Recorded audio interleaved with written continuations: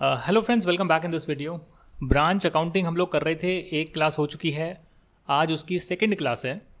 हम लोग कुछ एंट्रियां वगैरह पास करके देख रहे थे लास्ट वीडियो में, तो आज भी जो है कुछ एंट्रीज़ वगैरह पास करेंगे और सीखेंगे कि ब्रांच अपनी बुक्स में कैसे रिकॉर्ड करती है, एचओ अपनी बुक्स में कैसे रिकॉर्ड करता है। तो मेरे साथ आप लिखिएगा, पहली एंट्री आ रही है, HO sends ₹20,000 cash to branch. HO ने ब्रांच को 20,000 कैश भेजा, तो एचओ इसकी क्या एंट्री करेगा? कैश गया, तो कैश अकाउंट क्या होगा? Credit to cash account. कितना आएगा? 20,000। और दूसरी तरफ क्या आएगा?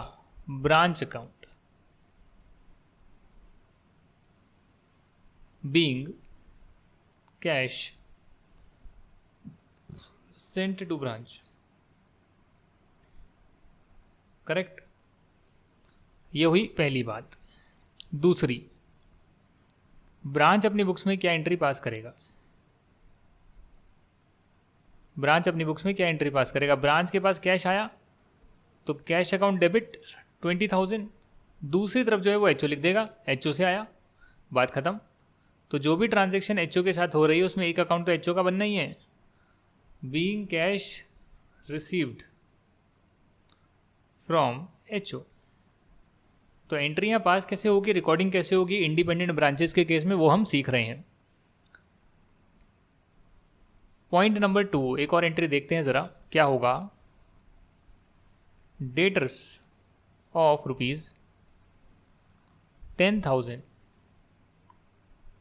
of branch collected by HO. Daters of 10,000 of branch collected by HO. HO ने ब्रांच के डेटर्स को कलेक्ट कर लिया, तो डेटर अकाउंट किस में होगा? डेटर अकाउंट ब्रांच में आ रहा होगा जी, नहीं आ रहा होगा क्या? डेटर अकाउंट ब्रांच के पास आ रहा होगा। पैसे कहाँ रिसीव हो गए? एचओ के पास रिसीव हो गए। ब्रांच के डेटर के पैसे एचओ के पास रिसीव हो गए, तो यहाँ पर आप कैश अकाउंट या बैंक अकाउंट कुछ लिखेंगे यहाँ पर। डेबिट 10,000। दूसरी तरफ जो है ब्रांच अकाउंट लिख दीजिएगा 10,000। तो आप यहाँ लिख सकते हैं being amount realised from debtors. ये एचओ पास करेगा, मतलब एचओ ने कैश रिसीव करा, बैंक में पैसा आया, डाल दिया। अब वो था ब्रांच का, उसके खुद के डेटर तो थे नहीं। खुद के डेटर होते तो यहाँ उसका डेटर अकाउंट लिखा होता, एचओ का डेटर अकाउंट लिखा होता। ब्रांच के डेटर है तो सीधा हम ब्रांच अकाउंट लिख देंगे।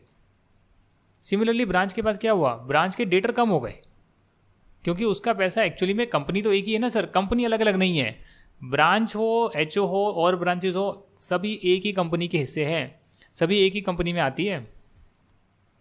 तो यहाँ जो है डेटर जो है करीब 10,000 के डेटर रिसीव हो गए। उसने खुद नहीं करे, एचओ ने रिसीव कर लिए, पर उसके डेटर के पैसे कंपनी के पास तो आ गए ना। तो ब्रांच कह रही है मेरे डेटर तो कम हो गए। अब क्योंकि मैंने रिसीव नहीं करे तो इसलिए मैं एचओ लिख देती हूँ, बात खत्म। Correct. Being amount receive by HO या being amount transfer to HO. मैं इसको ये भी तो मान सकता हूँ कि मेरे डेटर के पैसे मुझे मिलने थे, वो मैंने डेटर को कहा कि एचओ को दे दो, तो यानी कि मैंने अमाउंट रिसीव करके एचओ को भेज दिया। इस एंट्री को मैं ये भी तो मान सकता हूँ कि डेटर से कैश आया, कैश एचओ को दिया। समझ रहे हैं आप? यही तो एंट्री होगी ना। डायरेक्टली एचओ के पास गया, ठीक है। अगर मेरे पास कैश आता और मैं एचओ को देता तो भी वही बात होती, राइट। तो डेटर मेरे कम हो जाते, कैश आता, फिर कैश में दे देता, कैश कम हो जाता, फिर एचओ को चले जाता। तो मैंने सीधा सीधा क्या लिख दिया? डेटर कम हो गए, एचओ को सीधा गए, एचओ को ट्रांसफर कर दिए पैसे, खुद ना रिसीव करके, तो एचओ अकाउंट डाल दिया। वहीं एचओ दूसरी तरफ क्या लिख रहा है कि भैया मेरे पास तो बैंक में पैसा आया, कैश आया, बट दूसरी तरफ क्या, मेरे डेटर नहीं थे, ब्रांच से आया, तो ब्रांच अकाउंट डाल दिया, राइट। कई बार क्या होता है, ब्रांच के कुछ एक्सपेंसेस होते हैं। ये एंट्रियाँ लिखना सर कॉपी में, नोट्स बनाकर मुझे भेजना ही है आप।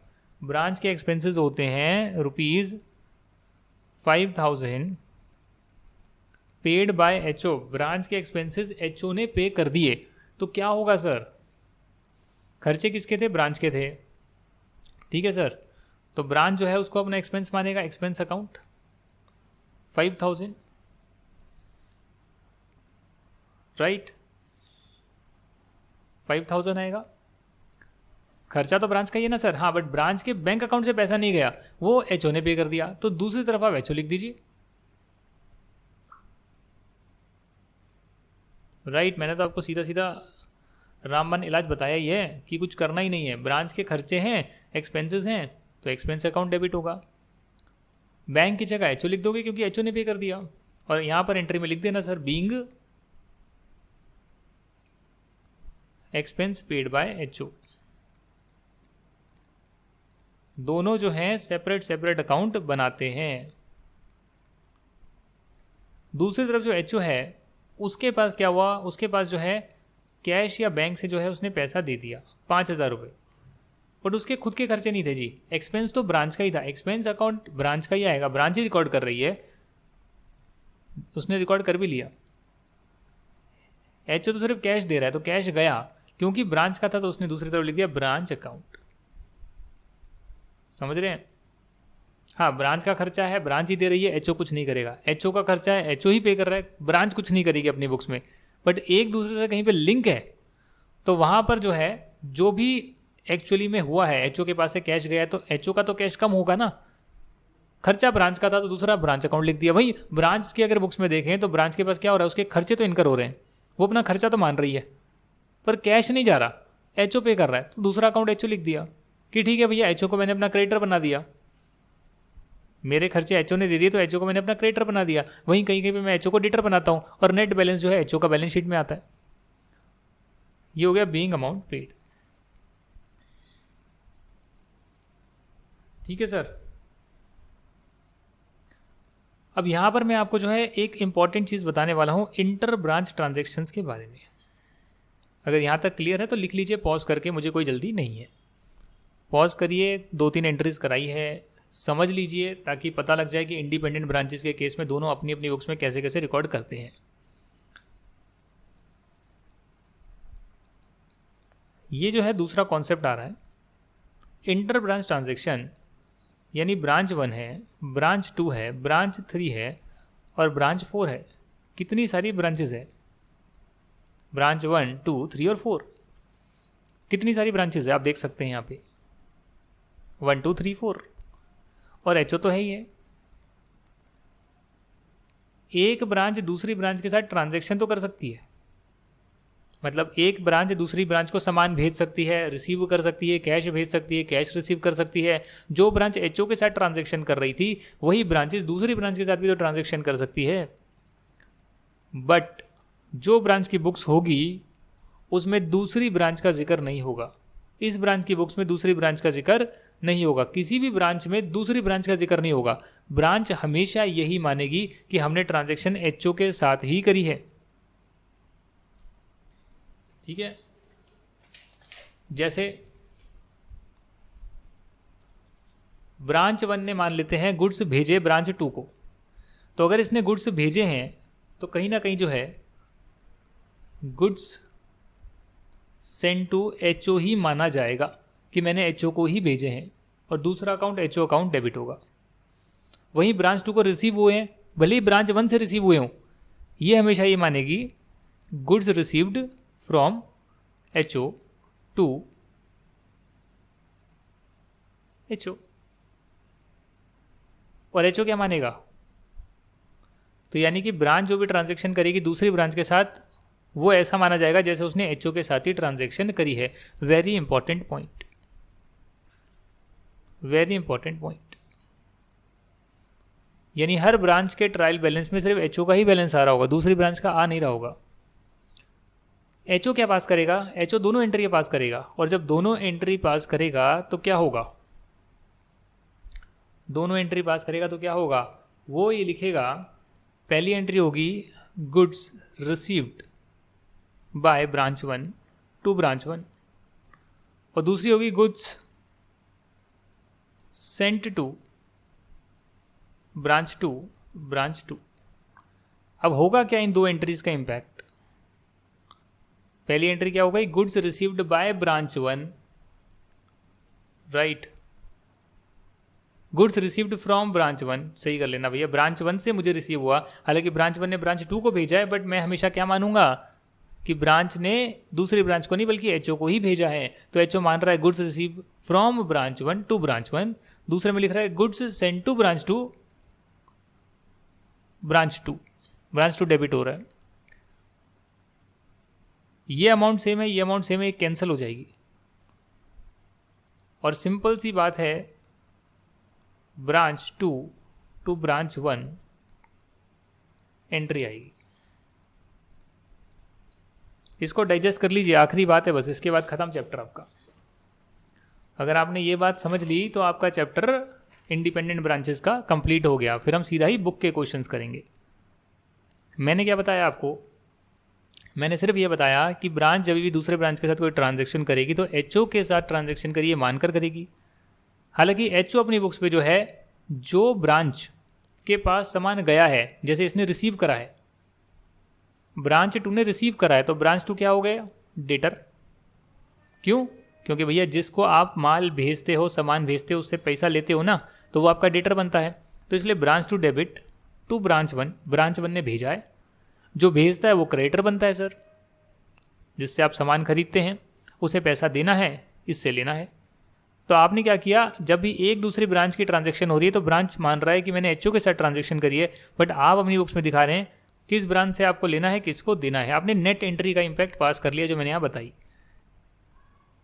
बस यही है और कुछ नहीं है, कहानी कंप्लीट है, नेट इम्पैक्ट पास किया है। कई बार ऐसा होता है कि जो इंटर ब्रांच ट्रांजैक्शन है, दिल्ली, मुंबई, कोलकाता,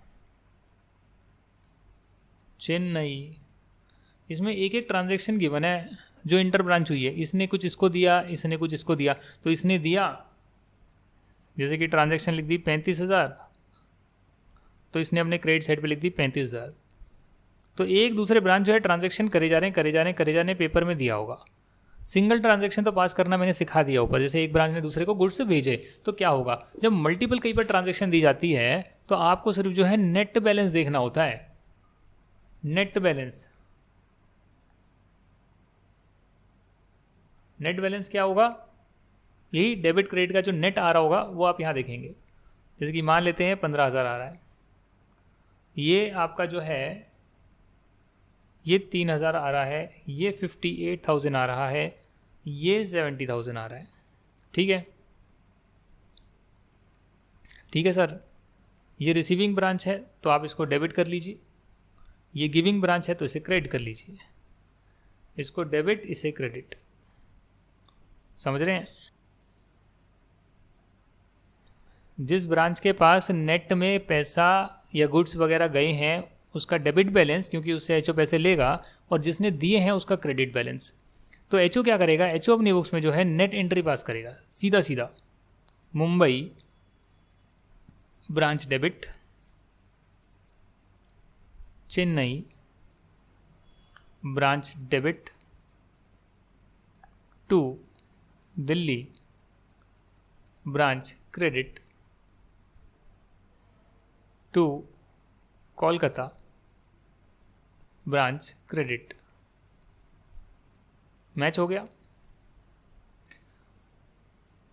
कोई शक? इसे बोलते हैं inter branch transactions recorded by head office. चलिए एक ट्रांजैक्शन की बात करते हैं। दिल्ली ब्रांच ने मुंबई को सामान भेजा, तो एचओ इसको कैसे रिकॉर्ड करेगा? दिल्ली ब्रांच ने भेजा तो रिसीविंग ब्रांच कौन सी है? मुंबई है, तो Mumbai branch debit to Delhi branch credit 35,000।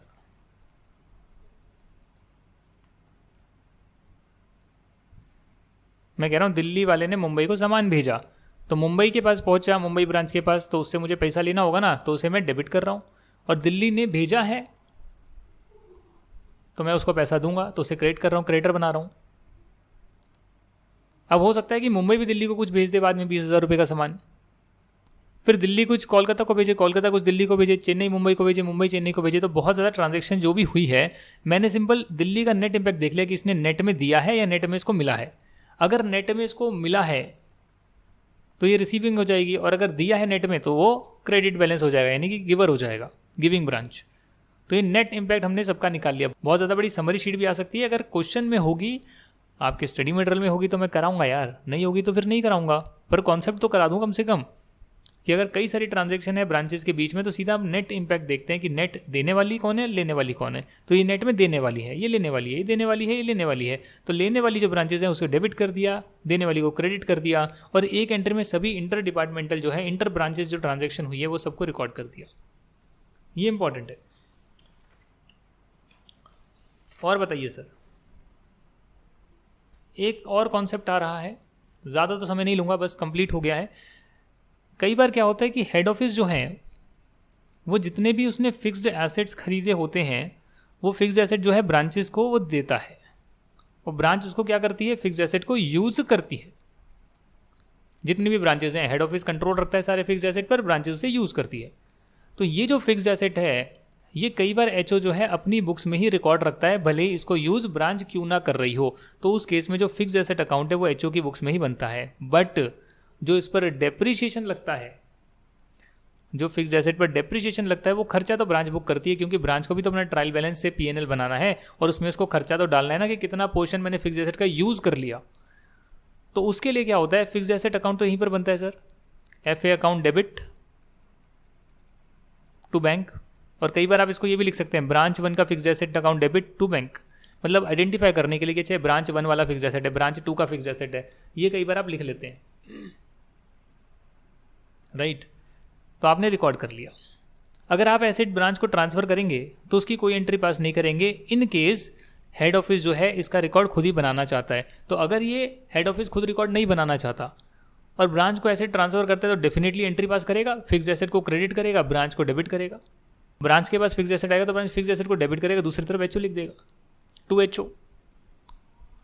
तब जब ब्रांच फिक्स्ड एसेट को अपनी बुक्स में रिकॉर्ड करना चाहता है, जो एचओ ने इसको ट्रांसफर करें, बट अगर एचओ ही कंट्रोल रखना चाहता है फिक्स्ड एसेट का, तो उस केस में फिक्स्ड एसेट अकाउंट एचओ के पास ही बना रहता है। बट जब डेप्रिसिएशन की बारी आती है